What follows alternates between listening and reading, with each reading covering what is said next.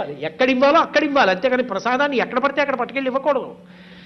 ఎవరు యోగ్యులో వారికి పిలిచి పిలిచి ఇవ్వాలి ప్రసాదాన్ని. ఎందుకో తెలుసా?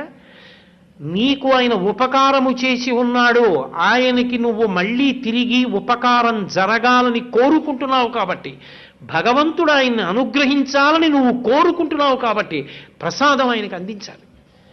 అందుకు ప్రసాదం ఇచ్చేవారు. ప్రసాదం ఇస్తే పుచ్చేసుకుని నోట్లో వేసుకోవడం కాదు. ఎక్కడికి వెళ్ళొచ్చారంటే అయ్యా ఒక్క 5 నిమిషాలు. మనుచరిత్రలో వర్ణిస్తాడు అలసాని పెదనగారు.